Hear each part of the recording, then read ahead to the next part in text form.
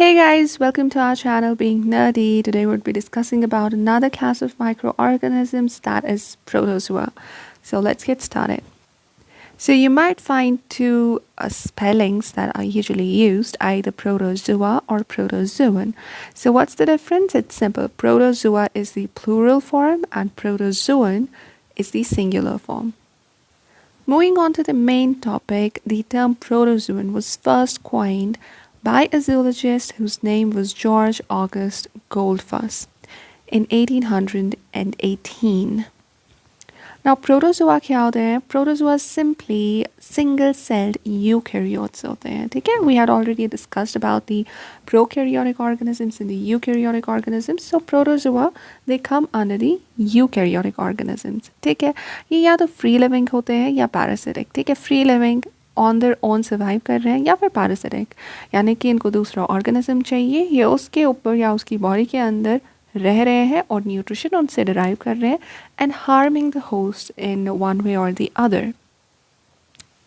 And ये किस पे फीड करते हैं? They feed on the organic matter. ठीक है, जैसे बाकी microbes dead and decaying matter पे, बाकी ऑर्गेनिक मैटर पे फीड कर रहे थे, बाकी ऑर्गेनिक टिश्यू एंड डेब्री पे फीड कर रहे थे, वैसे ही ये वाले माइक्रोब्स, ये प्रोटोजोआ का जो क्लास है, वो सारे ऑर्गेनिजम्स भी इन्हीं चीज़ों पे सर्वाइव करते हैं.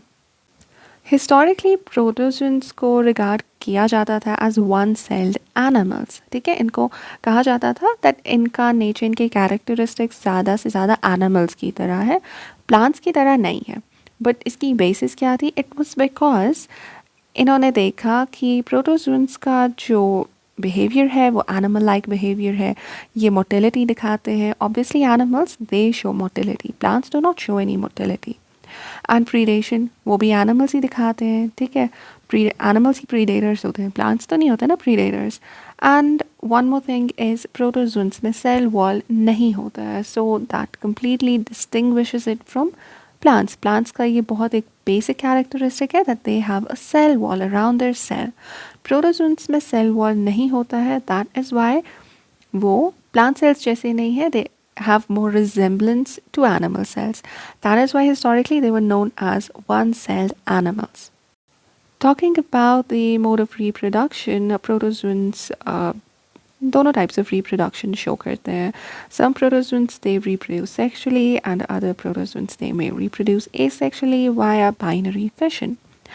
बट कुछ प्रोटोजोन्स ऐसे होते हैं जो एक ही ऑर्गेनिज्म है, at some point of time it will show sexual reproduction while at other point of time it may show asexual reproduction. However, sexual reproduction काफ़ी rare होती है among free living protozoa और सिर्फ तभी होती है जब conditions काफ़ी extreme होती है.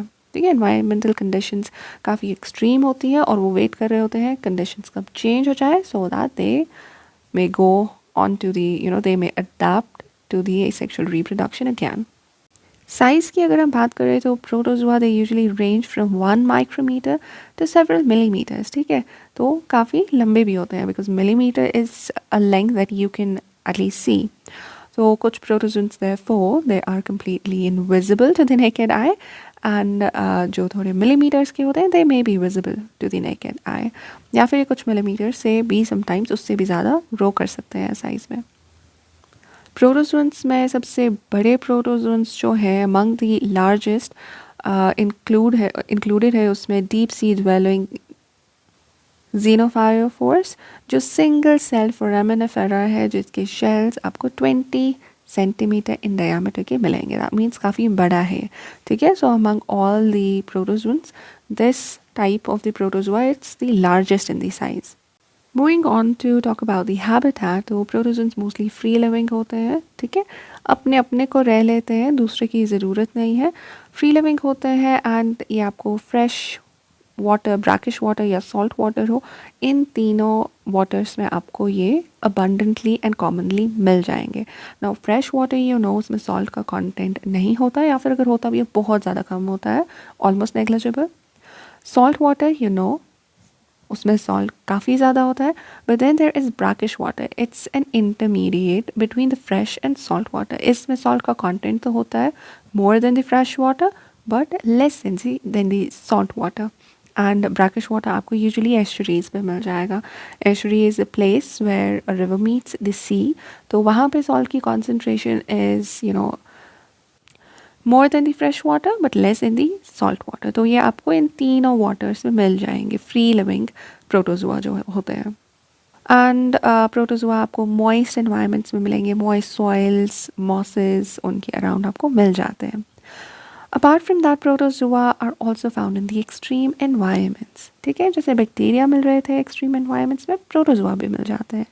बी इट हॉट स्प्रिंग्स और हाइपरसेलाइन लेक्स एंड लगून्स, वहाँ पे भी आपको मिल जाएंगे. हाइपरसेलाइन इज लाइक वहाँ पे सॉल्ट की कॉन्सेंट्रेशन नॉर्मल से भी काफ़ी ज़्यादा होती है. उन लेक्स और लगून्स में protozoa, some forms of protozoa मिल जाते हैं.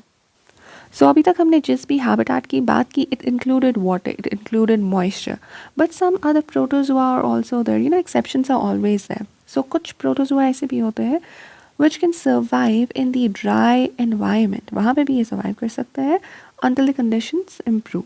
ठीक है, कंडीशन इम्प्रूव होने का वेट कर रहे होते हैं कि मॉइस्चर कब आएगा, बट ये ड्राई में भी तब तक सर्वाइव कर रहे होते हैं. प्रोटोजोआ में और एक बात ये है, वो पैरासिटिक भी हो सकते हैं, सिम्बायोटिक भी हो सकते हैं. पैरासिटिक रिलेशनशिप में क्या होता है, एक ऑर्गेनिज्म जो पैरासाइट होता है वो दूसरे ऑर्गेनिज्म जिसको हम होस्ट कहते हैं उसके ऊपर रह रहा होता है, harming the host in one way or the other. और सिम्बायोटिक रिलेशनशिप कैसा होता है, जहाँ पे एक ऑर्गेनिज्म दूसरे के साथ रह रहा होता है but both are being favoured in one way or the other. दोनों को फ़ायदा हो रहा होता है उसमें. both are having their profit from each other. वो होता है symbiotic relationship.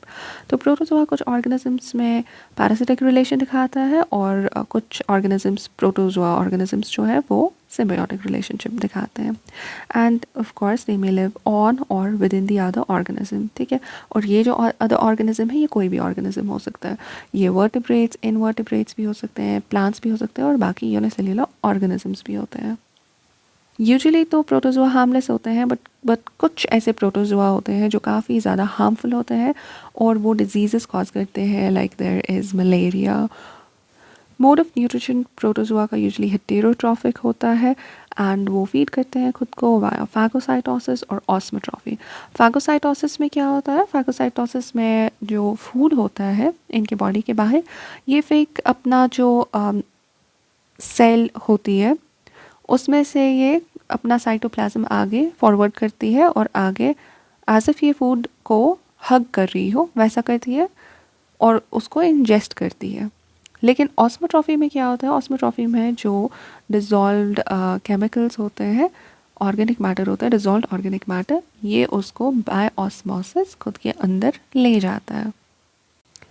Now there are many ways in which protozoans can be classified, but on the basis of वो मूव कैसे करते हैं, protozoans are usually classified as flagellates, ciliates and amoebae. Flagellates में जो move करने के लिए organ है that is flagella, वो एक ही होता है, जैसे आपको यहाँ पे डायग्राम में दिख रहा होगा. एक हेयर लाइक स्ट्रक्चर है, वो हेल्प करता है ऑर्गेनिज्म को मूव करने में. सीलिएट्स जो है वो मूव करते हैं with the help of the cilia, और सीलिया छोटे छोटे हेयर लाइक स्ट्रक्चर्स होते हैं on the entire surface of the organism. जैसे आप सेकेंड पिक्चर में देख सकते हैं, वहाँ पे छोटे छोटे हेयर लाइक एक्सटेंशंस है, उनसे ये मूव करता है. देन अमीबे में क्या होती है, they move with the help of the pseudopodia. ये इनके फेक लिम्स होते हैं. जैसे आप थर्ड पिक्चर में देख सकते हो, बहुत सारे एक्सटेंशंस हैं, ये ऐसे एक्सटेंड करते हैं खुद को और फिर आगे चलते हैं, और ऐसे ही एक्सटेंशंस निकाल के ये दूसरी तरफ से इन एक्सटेंशंस को फ्यूज़ कर देते हैं अराउंड दी फूड, और वही हमारा फागोसाइटोसिस होता है.